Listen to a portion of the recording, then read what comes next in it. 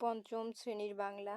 তো আজকে আমরা সমাধান করব, দেখো পৃষ্ঠা নাম্বার ৭১, তারপরে আমরা সমাধান করব পৃষ্ঠা নাম্বার ৭২, তারপরে আমরা সমাধান করব পৃষ্ঠা নাম্বার ৭৩। তো পরবর্তীতে পার্ট ১৪ আছে, পার্ট ১৪ ভিডিও আমরা আরেকটি ভিডিওতে দেখাবো। আজকে আমরা পার্ট ১৩ ভিডিও দেখাবো, ঠিক আছে? তো চলো আমরা ভিডিওটি শুরু করি। তো দেখো আমাদের পাঠের নাম কি? পাঠের নাম হচ্ছে পাঠ ১৩, পাখির মতো। তো চলো আমরা এই গল্প থেকে ভিডিওটি শুরু করি। দেখো এখানে আমাদের ১ নম্বরে কি লেখা আছে, শব্দের অর্থ লিখি এবং অর্থ দিয়ে নতুন বাক্য লিখি। মানে এখানে আমরা শব্দগুলো দেওয়া আছে, এখানে আমরা এই শব্দের অর্থগুলো লিখব। তো আমরা প্রত্যেকটার অর্থ এখানে লিখব এবং সে অর্থ দিয়ে এখানে আমরা বাক্য তৈরি করব, ঠিক আছে? তো চলো আমরা উত্তরগুলো দেখে নিই এবং বলে রাখি চ্যানেলটি সাবস্ক্রাইব করে দিতে, কারণ চ্যানেলটি সাবস্ক্রাইব করলে কিন্তু আমি ভিডিও আপলোড করলে তোমাদের ফোনে কিন্তু অটোমেটিক ভিডিওগুলো চলে যাবে ইউটিউবে। তো চলো আমরা উত্তরগুলো দেখে নিই। এই যে দেখো উত্তর, এখানে আছে গল্প। গল্পের অর্থ কি? কাহিনী। তো কাহিনী বা রূপকথা যে কোনো একটা। তো আমরা এটাতে বাক্য কি লিখবো? দাদি আমাদের মজার গল্প শোনান। মজার গল্প শোনান। কুল মানে নদীর তীর বা পার, যে কোনো একটা দিবা। তোমরা নদীর তীর দিই। কর্ণফুলীর কর্ণফুলীর কূলে বসে সূর্যাস্ত দেখতে খুব ভালো লাগে। তারপরে দেখো আছে বর্ণ। আমরা অর্থ লিখবো হচ্ছে বুনো বা বনে একা থাকা। তো আমরা বুনোই লিখলাম। হরিণ একটি বন্য প্রাণী। দেখছো তার মধ্যে কিন্তু এই বর্ণটা লেখাই আছে, হরিণ একটি বন্য প্রাণী। গার অর্থ হবে গ্রাম। শীতকালে গায়ের প্রখর অপরূপ সাজে সাজে গ্রামগুলো দেখতে সুন্দর লাগে। তারপরে ইচ্ছা মানে আকাঙ্ক্ষা। আমার নীল আকাশে পাখির মতো উড়ার ইচ্ছা হয়। এখানে কিন্তু ইচ্ছা লেখা, হ্যাঁ, ইচ্ছা হয়। তো দেখো আমাদের কিন্তু এই শব্দগুলো উত্তর কমপ্লিট। এখন চলে যাবো আমরা ২ নম্বরে। ২ নম্বর লেখা আছে কবিতার লাইনগুলো সাজিয়ে লেখো। এখানে আমাদের উলট পালট লাইন আছে একটা কবিতা, এখানে আমরা সাজিয়ে লিখবো, ঠিক আছে? তো চলো উত্তরগুলো দেখে নিই। এই যে দেখো কবিতার লাইনগুলো এলোমেলো সাজিয়ে লিখি। এই যে এলোমেলো লাইন আর আমরা সাজিয়ে লিখেছি। দুধ ভরা ওই চাঁদের বাটি, আমরা এলোমেলো লাইনে লিখবো সবাই যখন ঘুমিয়ে পড়ি। তারপর নদীর কাছে থাকতে কর্ণফুলীর কুলোটায়, সবাই যখন ঘুমিয়ে পড়ে দুধ ভরা ওই চাঁদের বাটি, আমার কেবল ইচ্ছা জাগে। মানে সাজিয়ে লাইনে কিন্তু আমরা এই লাইনে লিখবো, আর এখানে সব লুটপাট লাইন। ফেরেশতারা উপায় উপটায়, ফেরেশতারা উপটায় আমার কেবল ইচ্ছা জাগে। তারপরে আছে বকুল। এই যে দেখো বকুল ডালে লুকিয়ে থাকে, এখানে সাজিয়ে লিখবো নদীর কাছে থাকে। কর্ণফুলীর কুলোটায়, এখানে সাজিয়ে লিখবো বকুল ডালে লুকিয়ে থাকে। পাখির মতো ডাকতে, পাখির মতো ডাকতে। তো এই ছিল কিন্তু সমাধান। তো দেখো আমরা কিন্তু সাজিয়ে লাইনগুলো এই যে সিরিয়াল বাই লাইনগুলো লিখেছি, ঠিক আছে? এইটার লাইন কি হবে আমরা এখানে লিখেছি, এইটার লাইন এখানে কি হবে আমরা লিখেছি। তো এই ছিল সমাধান। আর তোমরা যদি আরো ভালোভাবে লিখতে চাও, এই যে দেখো কবিতার এখানে লাইন দেওয়া আছে, এই যে দেখো ওই লাইনগুলো সাজিয়ে এই যে এখানে লেখা আছে, এই যে এখান থেকে লেখা আছে, এই যে এখান থেকে লেখা আছে, ঠিক আছে? তোমরা মিলাই লিখে নিও।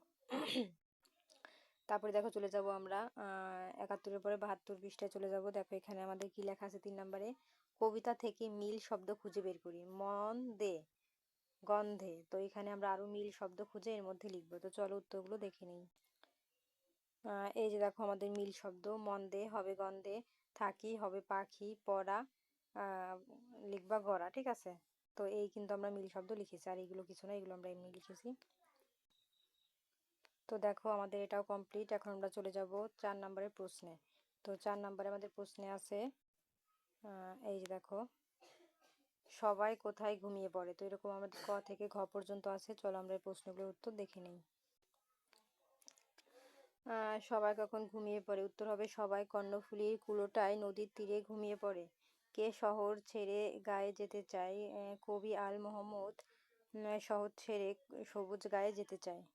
বা কবিতার বালকটি, যে কোনো একটা লিখে দিবা। এখন দেখো গ নাম্বারে লেখা আছে কবি কি কি ইচ্ছে করে তার একটি তালিকা করি। কবির ইচ্ছেগুলোর তালিকা: নদীর কাছে থাকতে ইচ্ছা করে, বকুল ডালে লুকিয়ে পাখির মতো ডাকতে ইচ্ছা করে, কেমন করে আকাশে উড়বে তা ভাবতে ইচ্ছা করে, শহর ছেড়ে সবুজ গায়ে ঘুরে বেড়াতে ইচ্ছা করে, বুনো পাখি হতে ইচ্ছা করে। এখন দেখো নাম্বার আছে, কবি পাখির মতো বন্য হতে চায় কেন? উত্তর, কবি প্রাকৃতিক সান্নিধ্য থাকতে ভালোবাসে। খাঁচায় বন্দি বা নিয়মের শৃঙ্খলা থাকার চেয়ে পাখির মতো স্বাধীন হয়ে উঠতে, বেড়াতে এবং মুক্ত প্রাকৃতিক মাঝে হারিয়ে যাওয়ার জন্যই তিনি বন্য হতে চান। নাম্বার এখানে বলেছে দুধ ভরা ওই চাঁদের বাটি বলতে কি বোঝানো হয়েছে? উত্তর, দুধ ভরা ওই চাঁদের বাটি বলতে পূর্ণিমার উজ্জ্বল গোল চাঁদকে বোঝানো হয়েছে, যার সাদা জ্যোৎস্না দুধের মতো ধবধবে ও স্বচ্ছ। তো দেখো আমাদের 4 নাম্বারের উত্তর কিন্তু কমপ্লিট। তো 4-এর পরে আমরা চলে যাব 5 নাম্বারে। এখন দেখো 5 নাম্বারে আছে আদেশ, নিষেধ, অনুরোধ। আদেশ, নিষেধ, অনুরোধ, উপদেশ, বিস্ময়কর, ইচ্ছা। মানে এই প্রশ্নগুলো দ্বারা কি বোঝায়? এখনই পড়তে বসো। এটা কি আদেশ বলে, এই যে আদেশ বলে, না নির্দেশ বলে, না অনুরোধ বলে, সেটা আমরা এখানে লিখবো। আমি আগে যদি সাঁতার কাটতে পারতাম, এটা কি আদেশ, অনুরোধ, উপদেশ, না ইচ্ছা? কোনটা আমরা এখানে লিখবো? তো চলো উত্তরগুলো দেখে নেই। এই যে দেখো, এখনই পড়তে বসো, আদেশ, তাহলে উত্তর লিখবা আদেশ। আমি যদি সাঁতার কাটতে পারতাম, এটা কিন্তু ইচ্ছা। তুমি একা পুকুরে যেও না, নিষেধ। আমার একটা আর একটা গান গাও না, এটা কিন্তু অনুরোধ। ফুলটার কি সুন্দর ঘ্রাণ, এটা কিন্তু বিস্ময়কর। স্বাস্থ্যের প্রতি যত্ন নিও, এটা কিন্তু উপদেশ। তো দেখো আমাদের কিন্তু এই সমস্ত কিছু কমপ্লিট। তো পরবর্তীতে দেখো আমাদের 6 নাম্বারে আছে পাখির মতো কবিতাটি আবৃত্তি করো। মানে উপরে যে কবিতাটি আছে ওটা আবৃত্তি করার কথা বলেছে। এখন দেখো 7 নাম্বারে আমাদের কি লিখেছে, আমার বাড়ির আশেপাশে বিভিন্ন গাছের একটি তালিকা তৈরি করি। মানে তোমার আশেপাশে কিছু গাছ আছে, সেই গাছের কয়েকটি নাম লিখো। তো চলো উত্তরটি দেখে নিই।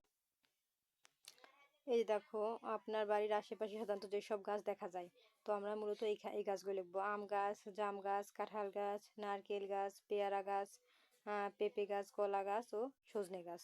এতটুকু লিখবো। আর এখানে আপনার কথা লেখা হয়েছে যে আপনার বাড়ির চারপাশে, মানে তোমার বাড়ির চারপাশে দেখা যায় সেইগুলোর কথা বলা হয়েছে। তোমরা যে এইগুলো লিখবা না, ঠিক আছে?